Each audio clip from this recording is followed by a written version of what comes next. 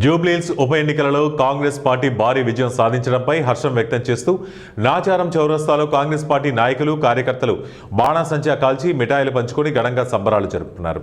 ఈ సందర్భంగా ఐఎన్టీయూసీ జిల్లా అధ్యక్షుడు ప్రకాష్ రెడ్డి మాట్లాడుతూ కాంగ్రెస్ పార్టీ అమలు చేస్తున్న అభివృద్ధి సంక్షేమ పథకాలే కాంగ్రెస్ పార్టీ భారీ విజయానికి దోహదపడ్డాయని, ప్రజల సంపూర్ణ మద్దతుతో భవిష్యత్తులో కాంగ్రెస్ పార్టీ మరిన్ని విజయాలు సాధిస్తుందని ధీమా వ్యక్తం చేశారు.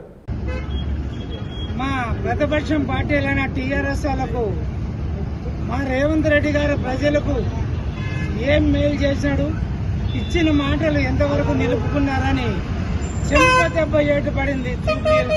నియోజకవర్గం ఎలక్షన్ చెప్పింది.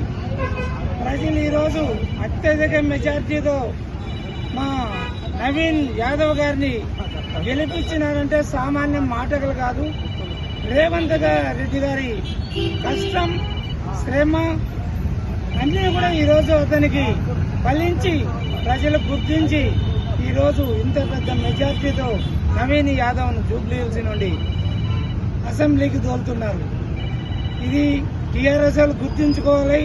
అహంకారపూర్తి మాటలు ఎప్పటికీ నడవు. ఎప్పటికైనా పని చేసిందే గుర్తించుకుంటారు ప్రజలు అనేది కూడా వాళ్ళు గుర్తించుకోవాలి. లేనిపోని మాటలు చెప్పడము, లేనిపోని అబండనాలు వేయడము టీఆర్ఎస్ వాళ్ళకు అలవాటు అయిపోయింది. టీఆర్ఎస్ వాళ్ళు